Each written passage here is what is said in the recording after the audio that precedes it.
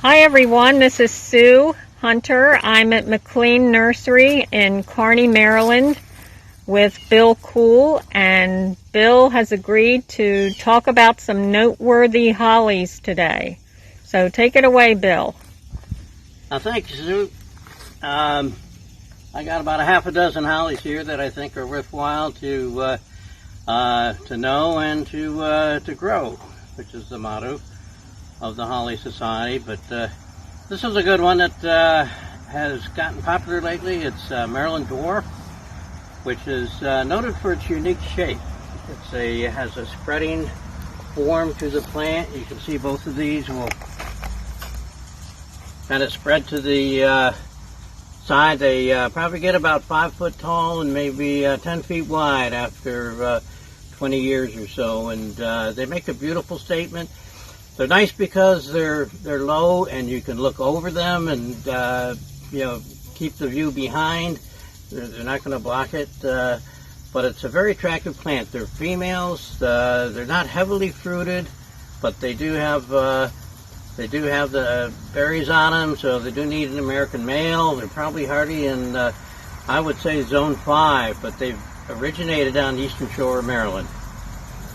The next plant we have is Coniana Ajax. Ajax is one of my favorite Conianas. It's a male. Beautiful foliage. It's a cross between the luster leaf holly and the English holly. And it makes a beautiful statement. Gets a real strong, straight leader. Probably could get up about 30 feet tall. Hardy in zone 7. Plant it with a little bit of shade, and the foliage gets even a little bit larger. It makes a very handsome plant, and it'll pollinate any of your Conianas and a lot of your latifolia times cornutas. It's a good plant for screening, or makes a fine specimen.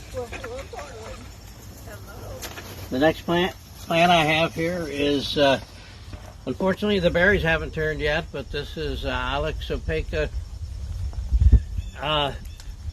a yellow fruited cultivar called Boyce, Thompson, Xanthe, Carpa.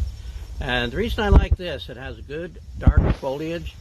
The berries are perfectly round and have a nice bright yellow appearance to them. They contrast nice with the foliage, but they also contrast nice on a wreath. Gives them real punch behind it. And we like to use it for wreaths that are going to be on a dark door, because the bright berries contrast nice with the dark color. And it also can grow as a specimen. Ready? Okay. Here's another plant that gets a lot of attention at Holly Society meetings, especially the sprig contest. It's Ajax opaca Vera. Vera is an American holly, female, originated up on Cape Cod.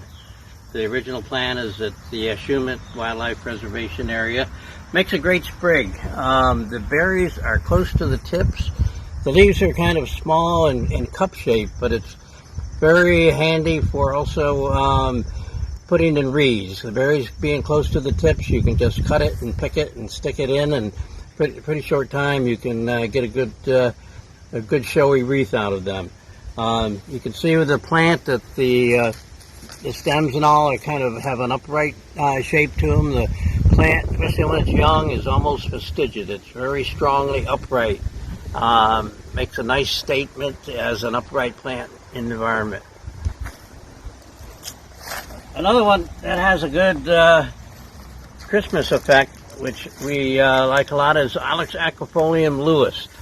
Lewis is a English holly that Mr. McLean found growing in Delight, Maryland, and he brought it back to the nursery and has been growing it here ever since. We use it all the time at Christmas.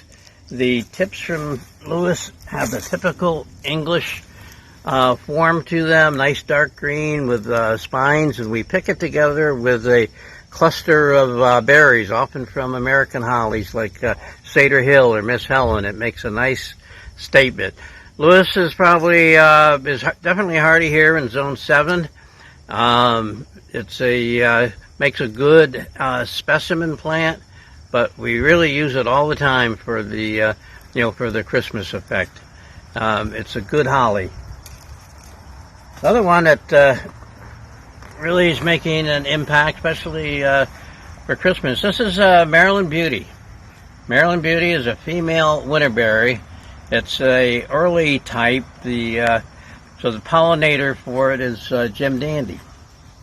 It doesn't get quite as big as Winter Red, maybe 7 feet or so, but it has a great crop of berries on it, nice clusters. It makes a real fine cut material for Christmas, and even the tips can be used in wreaths. Be very hardy, probably zone 5. Makes a great plant. Winterberry is very suitable for hydric soils where there's a little bit more moisture. It's also good for holding soils on stream banks, and makes a very attractive plant. The birds do like the berries, so they did color up early this year. That's it. Okay, thank you very much, Bill.